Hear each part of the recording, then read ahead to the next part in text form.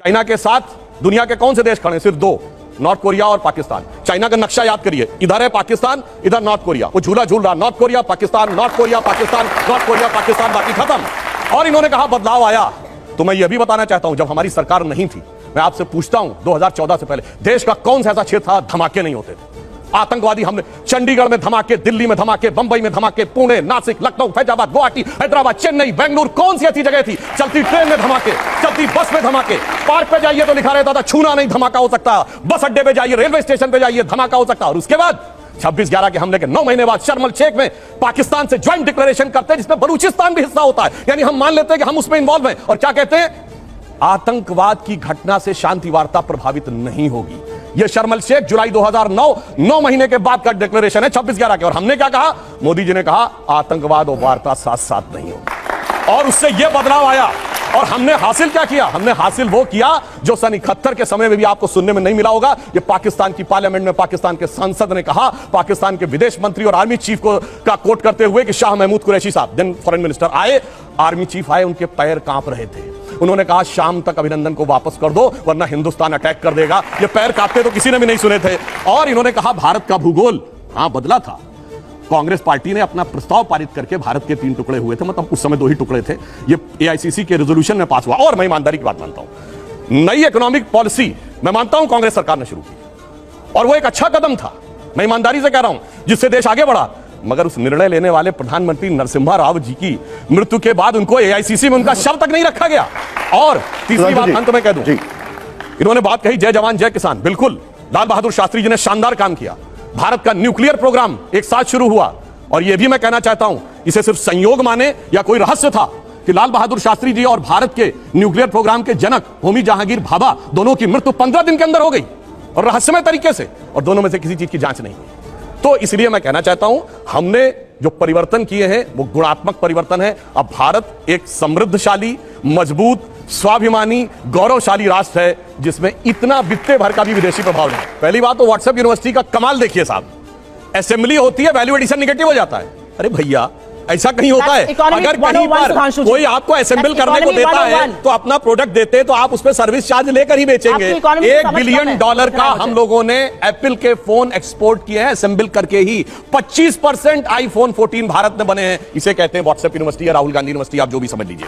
अब दूसरी बात मैं कहना चाहता हूं, दूसरी, अरे भाई आपने हमने आतंकवाद की इतनी घटनाएं उत्तर से दक्षिण तक बता दी। अब दक्षिण कश्मीर के 4 जिलों में रह गया है, वो दिखाई नहीं पड़ा। उसके लिए इनको आंकड़े चाहिए। पर मैं कह सकता हूं, हमारी सरकार के किसी नेता ने आतंकवादियों के लिए आंसू नहीं बहाए। हम ये कह सकते हैं, हमारे किसी नेता ने आतंकवादियों के लिए पलक पावड़े नहीं बिछाए। संसद भवन पे हमला हुआ, जिन जाबाजों ने अपनी जान दे दी, उन्होंने, उनके परिवारों ने मेडल लौटा दिए। चूंकि अफजल गुरु को 7 साल तक सर्वोच्च न्यायालय से निर्णय होने के बाद फांसी नहीं दी रही थी, परंतु सोनिया जी की आंख में आंसू नहीं आए। बटाला हाउस के एनकाउंटर के आरोपियों के लिए आंसू आए। हमने किसी जाकिर नायक को शांति का मसीहा कहने वाले, इशरत जहां को बेटी कहने वाले, अफजल को हालात का मारा कहने वाले, हाफिज को साहब कहने वाले, ओसामा को जी कहने वाले, बुरहान वानी को भटका नौजवान कहने वाले आतंकवाद पे भाषण दे रहे हैं। इसलिए हम महिला की बात करता हूं, बिल्किस बानो की बात ये कर रहे हैं। 14 साल वो लोग जेल में रख के आए, मुस्लिम थी इसलिए बोला। इसी पश्चिमी उत्तर प्रदेश में एक मुस्लिम महिला थी इमराना, जिसके साथ उसके ससुर ने बलात्कार किया और मौलवी ने फतवा दे दिया कि अब आज से वो अपने ससुर की पत्नी और पति की मां हो गई। और जलवाए जलाल से वो मौलवी साहब विद्वान थे, चू नहीं बोला। ये इनका महिलाओं के प्रति सम्मान था। हमारे यहां किसी ने नैना साहनी को तंदूर में जलाया, छोड़िए वो सब आरोप प्रत्यारोप। मैं तो 100 बात की बात कहना चाहता हूं, वो कहां गए उन लोगों का सम्मान करते थे जिन्होंने कश्मीर वैली में लिखा छोड़ के चले जाओ हिंदुओं से और अपनी बेटियों को छोड़ जाओ। वो गिरजा टिक्कू जिसके साथ सामूहिक बलात्कार के बाद आरे से काट दी गई और चू नहीं निकला किसी के मुंह से। वहां एक किसी महिला एक के साथ नहीं, पूरी कम्युनिटी के साथ हुआ और सब मौन साधारण किए रहे, क्योंकि वो सेक्युलरिज्म का सुंदर संगीत था, उससे इनको वोट मिलने थे। कहते हैं आईएसआई भारत की धरती पे नहीं था। मैडम, आपकी सरकार के समय में रिपोर्टें हैं आईएसआई के कितने मॉड्यूल्स काम कर रहे थे। और जो आप बता रही हैं वो कहानी तो बहुत पुरानी हो गई। उसके बाद तो जो ठुकाई हुई कहां, उरी में, जो कुछ हुआ बालाकोट में, उसके बाद Imran Khan as prime minister of Pakistan बोले पाकिस्तान के नेशनल असेंबली में, जो हिंदुस्तान ने किया है बालाकोट में उससे ज्यादा कुछ खौफनाक ये लोग करना चाह रहे हैं। आप ये सोचिए, आप शांति के कबूतर उड़ाते थे और हमने बाज उड़ाए हैं गुरु गोविंद सिंह जी की तरह। और आपने लास्ट में कहा शायद देश 1947 में 2014 में नहीं, आप 47 से मानते हैं। यह राष्ट्र सनातन है, चिरंतन है, 1947 में पैदा हुआ नहीं है। इसीलिए इस राष्ट्र को कोई अपने को फादर कहने लगता है, कोई क्रिएटर कहने लगता है, कोई राष्ट्र का निर्माता कहने लगता है। यह राष्ट्र वो है। अब लास्ट में एक बात करता हूं, कर्नाटक बात थी, बिल्कुल अच्छी बात है, पर मैं पूछना चाहता हूं, कर्नाटक में चुनाव परिणाम आए, हम हारे और ये जीते, पर पूछना चाहता हूं, राहुल गांधी जी ने जाकर ये कहा था कि इंडिया में डेमोक्रेसी ऑलमोस्ट खत्म हो गई है, सारे संस्थान अब काम नहीं कर पा रहे हैं। तो मैं पूछना चाहता हूं, 2 सुप्रीम कोर्ट के जजमेंट आए जो आपने कहा आपके पक्ष में आए, उसके बाद अब इलेक्शन कमीशन सही है कि नहीं, ईवीएम सही है कि नहीं, आप डेमोक्रेसी से जीते हैं कि नहीं कर्नाटक में? मेरा मानना है कि अगर हम ईमानदारी से स्वीकार करते हैं कर्नाटक में हारे हैं, कांग्रेस को ईमानदारी से क्षमा मांगनी चाहिए कि आगे से हम अपने राजनीतिक हित के लिए विदेश की धरती से जाकर कभी इस देश को बदनाम करने की कोशिश नहीं करेंगे। और पुनः मैं कहना चाहता हूं, आज मैं विनम्रता से और चुनौती से पूछता हूं, G7 कंट्रीज और G20 कंट्रीज में एक देश बताएं जहां महंगाई की दर हमसे ज्यादा हो और विकास की दर हमसे कम हो। हम दुनिया में सबसे बेहतर स्थिति। अब आता हूं गलवान पे। गलवान में हमारे 20 सैनिक बलिदान हुए हैंड टू हैंड फाइट में। देखिए चीन पे इनको कितना भरोसा है। आप प्रैक्टिकली सोचिए, गोली नहीं चली, हाथ की लड़ाई में 20 लोग मारे गए, उधर से एक को घायल नहीं हुआ। यह होती है व्हाट्सएप यूनिवर्सिटी या राहुल गांधी से प्रेरित बुद्धि। ऐसा हो सकता है क्या? इंटरनेशनल मीडिया ने बताया कि 60 के करीब उनके सैनिक मारे गए, उसने एक घायल की भी सूची नहीं जारी की, पर चाइना के डाटा पे भरोसा है और भारत की सेना पे भरोसा नहीं है। और अगर मैं पूछूं, जो हमारे जवान वहां बलिदान हुए थे वो किस रेजिमेंट के थे पता है आपको? बिहार रेजिमेंट। बिहार रेजिमेंट का युद्ध उद्घोष जानते क्या है? बहुत घनघोर सांप्रदायिक लगेगा आपको। बिहार रेजिमेंट का युद्ध उद्घोष है बजरंग बली की जय, मगर वो इनको लगता है सांप्रदायिक। राजपूत रेजिमेंट का युद्ध उद्घोष है राजा रामचंद्र की जय, सुनिए। और जो हमारी गोरखा रेजिमेंट का युद्ध उद्घोष है जय जय महाकाली आयोरी गोरखाली। मगर अफसोस है कि भारत की ऊर्जा ओजस्विता के सारे प्रतीकों को सांप्रदायिक कह के आपने उनको भोथरा करने का प्रयास किया। और कर्नाटक में आज क्या हुआ? इनके राष्ट्रीय अध्यक्ष के बेटे आज ही बोले कहे हम सांप्रदायिक संगठनों को नहीं वो करेंगे और आरएसएस को भी हम बख्शेंगे नहीं। अरे भाई, बड़े मियां तो बड़े मियां, छोटे मियां सुभान अल्लाह। और मैं इनसे विनम्रता से पूछता हूं, अब आप अपना वादा निभाइए। आपने कहा था हम 6% मुस्लिमों को आरक्षण देंगे, मुस्लिम आरक्षण देके दिखाइए। इसकी तो जांच हो रही है, जांच कोर्ट के भी निर्देश पे हो रही है और इंडियन ओलंपिक एसोसिएशन भी कर रही है, उसका इंतजार नहीं है। मगर ये बताइए, केरल में जो लड़कियां पकड़कर धर्मांतरण करके जिहादी बनाने के लिए ले जाई जा रही हैं, वो तो फेक स्टोरी है। महिला सम्मान सब गायब, वहां पे महिला सम्मान गायब। और यहां जो जांच हो रही है कोर्ट के निर्देश में हो रही है, उसका इंतजार नहीं करना है और ताली बजाना है और वहां कहना, जबकि इनके मुख्यमंत्री ओमन चांडी ने कहा है, कांग्रेस के मुख्यमंत्री ने और कम्युनिस्ट पार्टी के मुख्यमंत्री, वहां महिला नहीं, न कश्मीर में चिंता महिला की, न केरल में चिंता। और जहां पर जांच हो रही है, जांच रिपोर्ट आने का इंतजार नहीं, सारी चिंता वहीं पे दिखाई पड़ती है। इसीलिए कहते हैं अंदर से कुछ और, बाहर से कुछ और नजर आते हैं। बाखुदा, आगे मैं नहीं बोलूंगा, वो गाना आप लोग जाके देख लें। एप्पल से एप्पल ही कंपेयर करना चाहिए। यहां आदमी 70-80 रुपए में भी जाके नाश्ता कर सकता है। अमेरिका में दिखाइए कोई जहां $1 में नाश्ता हो सकता हो। चुनौती से कहता हूं। इसीलिए मैं कह रहा हूं भाई, ये जो इकोनॉमिक, इसीलिए अगर IMF, वर्ल्ड बैंक ये चीजों की रेटिंग दे रहे हैं तो, और मजे की बात देखिए, उस पार्टी से सबसे ज्यादा विदेश भ्रमण करता है जिनका नेता, विदेश में जाकर ज्ञान देता, उसके बाद उनको नहीं पता। खैर, मगर आपने देखा पूरे प्रवचन में केरल से मुंह मोड़ ले गई। मूवी में कहानी है। और सुनिए, 300 के बारे में केरल के मुख्यमंत्री फ्लोर हाउस पे बोल चुके हैं, इनको वो सुनाई नहीं पड़ता, जबकि ये नेता प्रतिपक्ष से। और वो कौन थे? लव जिहाद शब्द हमने नहीं प्रयोग किया है, वीएस अच्युतानंदन कम्युनिस्ट पार्टी के सीएम उन्होंने यूज किया, इनके सीएम ओमन चांडी ने। यहां कह रही हैं कि जांच का इंतजार नहीं करो, कार्रवाई कर दो। केरल में जांच हो चुकी। केरल एसटीएफ ने 5000 केसेस की स्टडी करके केरल के हाई कोर्ट को रिपोर्ट सबमिट की, हाई कोर्ट ने। और अगर ना हो तो जाइए चेक करिए, 9 दिसंबर 2009 Shahjahan versus state of Kerala case, उसमें पॉइंट नंबर 16 पे पढ़िए, कोर्ट क्या कहता है कि ऐसा लगता है कि एक स्ट्रक्चर्ड तरीका है जिसे कुछ लोग रोमियो जिहाद और लव जिहाद कह रहे हैं, ताकि मुस्लिम लड़कों की तरफ से। और ये केरल की आपकी सरकार की जांच की रिपोर्ट है कि सिमी ने 1995 में योजना बनाई थी और जिसके चलते हुए मिडिल और अपर मिडिल क्लास की हिंदू और क्रिश्चियन गर्ल्स को टारगेट, मतलब अपने नेता को भी झूठा साबित कर दो, दूसरे को भी झूठा साबित कर दो, उसके बाद कह दो ये व्हाट्सएप यूनिवर्सिटी है और फलाना ढिमाका, ये सारी बातें। और दूसरा, इन्होंने राष्ट्रपिता पे कहा, तो हम तो सिर्फ ये कहना चाहते हैं, हम तो इस देश को भारत माता मानते हैं। अब जो माता का पिता अपने को मानता हो वो इस बात के ऊपर विचार कर ले, बस यही अंतर है। और इनके मुंह से एक और बात निकली कि 200 साल की गुलामी, 200 साल की गुलामी, यही तो अंतर है। अरे गुलामी 200 के नहीं 800 साल की थी।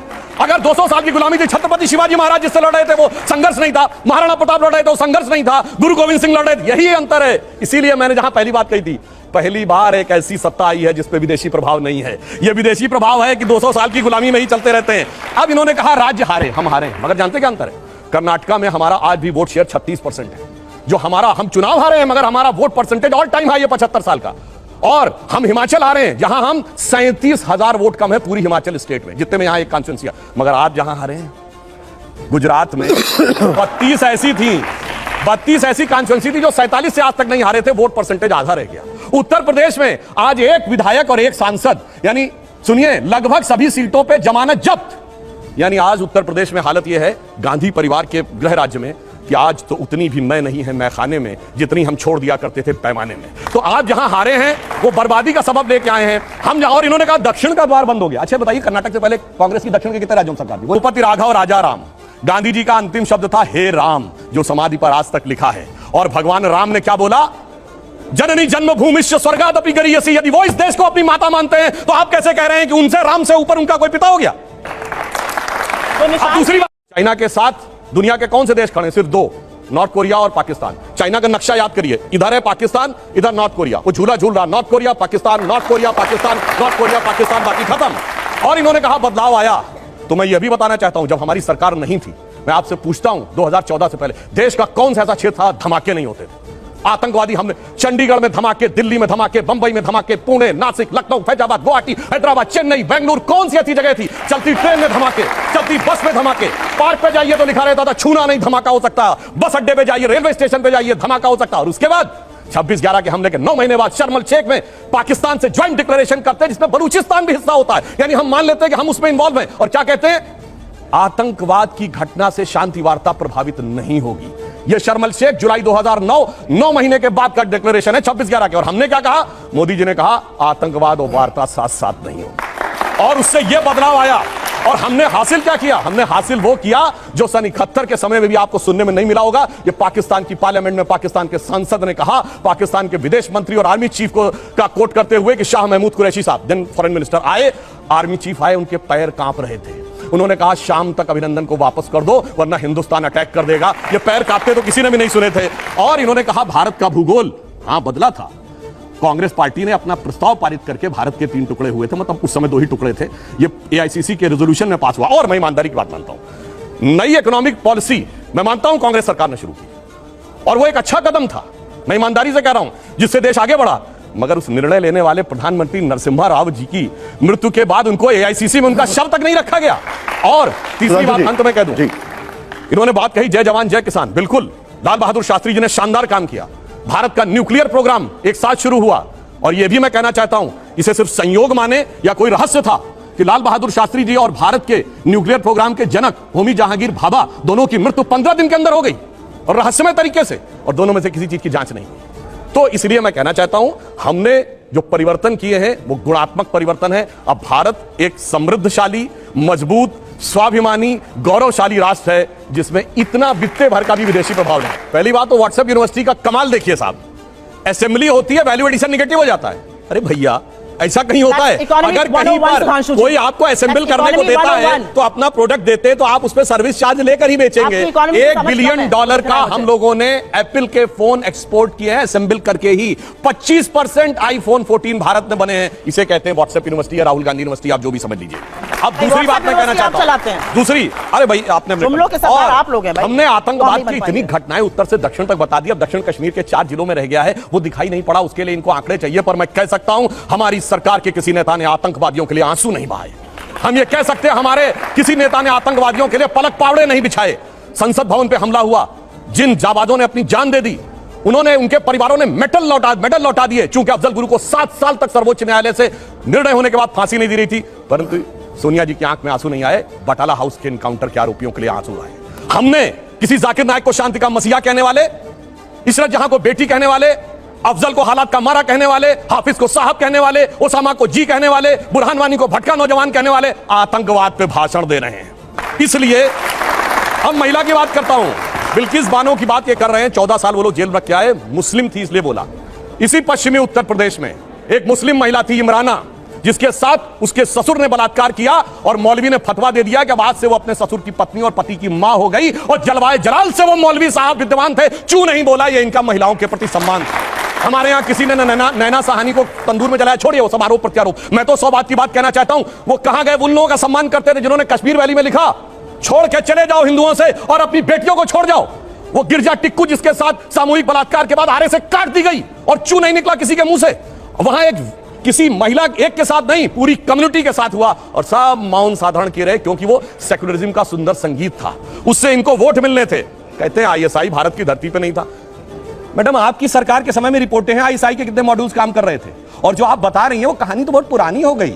उसके बाद तो जो ठुकाई हुई कहां, उरी में, जो कुछ हुआ बालाकोट में, उसके बाद Imran Khan as prime minister of Pakistan बोले पाकिस्तान के नेशनल असेंबली में, जो हिंदुस्तान ने किया है बालाकोट में उससे ज्यादा कुछ खौफनाक ये लोग करना चाह रहे हैं। आप ये सोचिए, आप शांति के कबूतर उड़ाते थे और हमने बाज उड़ाए हैं गुरु गोविंद सिंह जी की तरह। और आपने लास्ट में कहा शायद देश 1947 में, 2014 में नहीं, आप 47 से मानते हैं, ये राष्ट्र सनातन है, चिरंतन है, 1947 में पैदा हुआ नहीं है, इसीलिए इस राष्ट्र को कोई अपने को फादर कहने लगता है, कोई क्रिएटर कहने लगता है, कोई राष्ट्र का निर्माता कहने लगता है। ये राष्ट्र वो है। अब लास्ट में एक बात कह रहा हूं, कर्नाटक बात थी, बिल्कुल अच्छी बात है, पर मैं पूछना चाहता हूं, कर्नाटक में चुनाव परिणाम आए, हम हारे और ये जीते, पर पूछना चाहता हूं, राहुल गांधी जी ने जाकर कहा था कि इंडिया में डेमोक्रेसी ऑलमोस्ट खत्म हो गई है, सारे संस्थान अब काम नहीं कर पा रहे हैं। तो मैं पूछना चाहता हूं, 2 सुप्रीम कोर्ट के जजमेंट आए जो आपने कहा आपके पक्ष में आए, उसके बाद अब इलेक्शन कमीशन सही है कि नहीं, ईवीएम सही है कि नहीं, आप डेमोक्रेसी से जीते हैं कि नहीं कर्नाटक में? मेरा मानना है कि अगर हम ईमानदारी से स्वीकार करते हैं कर्नाटक में हारे हैं, कांग्रेस को ईमानदारी से क्षमा मांगनी चाहिए कि आगे से हम अपने राजनीतिक हित के लिए विदेश की धरती से जाकर कभी इस देश को बदनाम करने की कोशिश नहीं करेंगे। और पुनः मैं कहना चाहता हूं, आज मैं विनम्रता से और चुनौती से पूछता हूं, G7 कंट्रीज और G20 कंट्रीज में एक देश बताएं जहां महंगाई की दर हमसे ज्यादा हो और विकास की दर हमसे कम हो। हम दुनिया में सबसे बेहतर स्थिति। अब आता हूं गलवान पे। गलवान में हमारे 20 सैनिक बलिदान हुए हैंड टू हैंड फाइट में। देखिए चीन पे इनको कितना भरोसा है। आप प्रैक्टिकली सोचिए, गोली नहीं चली, हाथ की लड़ाई में 20 लोग मारे गए, उधर से एक को घायल नहीं हुआ। यह होती है व्हाट्सएप यूनिवर्सिटी या राहुल गांधी से प्रेरित बुद्धि। ऐसा हो सकता है क्या? इंटरनेशनल मीडिया ने बताया कि 60 के करीब उनके सैनिक मारे गए, उसने एक घायल की भी सूची नहीं जारी की, पर चाइना के डाटा पे भरोसा है और भारत की सेना पे भरोसा नहीं है। और अगर मैं पूछूं, जो हमारे जवान वहां बलिदान हुए थे वो किस रेजिमेंट के थे पता है आपको? बिहार रेजिमेंट। बिहार रेजिमेंट का युद्ध उद्घोष जानते क्या है? बहुत घनघोर सांप्रदायिक लगेगा आपको। बिहार रेजिमेंट का युद्ध उद्घोष है बजरंग बली की जय, मगर वो इनको लगता है सांप्रदायिक। राजपूत रेजिमेंट का युद्ध उद्घोष है राजा रामचंद्र की जय, सुनिए। और जो हमारी गोरखा रेजिमेंट का युद्ध उद्घोष है जय जय महाकाली आयोरी गोरखाली। मगर अफसोस है कि भारत की ऊर्जा ओजस्विता के सारे प्रतीकों को सांप्रदायिक कह के आपने उनको भोथरा करने का प्रयास किया। और कर्नाटक में आज क्या हुआ? इनके राष्ट्रीय अध्यक्ष के बेटे आज ही बोले कहे हम सांप्रदायिक संगठनों को नहीं वो करेंगे और आरएसएस को भी हम बख्शेंगे नहीं। अरे भाई, बड़े मियां तो बड़े मियां, छोटे मियां सुभान अल्लाह। और मैं इनसे विनम्रता से पूछता हूं, अब आप अपना वादा निभाइए। आपने कहा था हम 6% मुस्लिमों का आरक्षण देंगे, मुस्लिम आरक्षण देके दिखाइए। इसकी तो जांच हो रही है, जांच कोर्ट के भी निर्देश पे हो रही है और इंडियन ओलंपिक एसोसिएशन भी कर रही है, उसका इंतजार नहीं है। मगर ये बताइए, केरल में जो लड़कियां पकड़कर धर्मांतरण करके जिहादी बनाने के लिए ले जाई जा रही हैं, वो तो फेक स्टोरी है। महिला सम्मान सब गायब, वहां पे महिला सम्मान गायब। और यहां जो जांच हो रही है कोर्ट के निर्देश में हो रही है, उसका इंतजार नहीं करना है और ताली बजाना है और वहां कहना। जबकि इनके मुख्यमंत्री ओमन चांडी ने कहा है, कांग्रेस के मुख्यमंत्री ने और कम्युनिस्ट पार्टी के मुख्यमंत्री, वहां महिला नहीं, न कश्मीर में चिंता महिला की, न केरल में चिंता। और जहां पर जांच हो रही है, जांच रिपोर्ट आने का इंतजार नहीं, सारी चिंता वहीं पे दिखाई पड़ती है। इसीलिए कहते हैं अंदर से कुछ और, बाहर से कुछ और नजर आते हैं। बाखुदा, आगे मैं नहीं बोलूंगा, वो गाना आप लोग जाके देखिए। एप्पल से एप्पल ही कंपेयर करना चाहिए। यहां आदमी 70-80 रुपए में भी जाके नाश्ता कर सकता है। अमेरिका में दिखाइए कोई जहां $1 में नाश्ता हो सकता हो। चुनौती से कहता हूं। इसीलिए मैं कह रहा हूं भाई, ये जो इकोनॉमिक, इसीलिए अगर IMF, वर्ल्ड बैंक ये चीजों की रेटिंग दे रहे हैं तो, और मजे की बात देखिए, उस पार्टी से सबसे ज्यादा विदेश भ्रमण करता है जिनका नेता, विदेश में जाकर ज्ञान देता, उसके बाद उनको नहीं पता। खैर, मगर आपने देखा पूरे प्रवचन में केरल से मुंह मोड़ ले गए। मूवी में कहानी है। और सुनिए, 300 के बारे में केरल के मुख्यमंत्री फ्लोर ऑफ द हाउस पे बोल चुके हैं, इनको वो सुनाई नहीं पड़ता, जबकि ये नेता प्रतिपक्ष से। और वो कौन थे? लव जिहाद शब्द हमने नहीं प्रयोग किया है, वीएस अच्युतानंदन कम्युनिस्ट पार्टी के सीएम उन्होंने यूज किया, इनके सीएम ओमन चांडी ने। यहां कह रही हैं कि जांच का इंतजार नहीं करो, कार्रवाई कर दो। केरल में जांच हो चुकी। केरल एसटीएफ ने 5000 केसेस की स्टडी करके केरल के हाई कोर्ट को रिपोर्ट सबमिट की। हाई कोर्ट ने, और अगर ना हो तो जाइए चेक करिए, 9 दिसंबर 2009 Shahjahan versus state of Kerala case, उसमें पॉइंट नंबर 16 पे पढ़िए।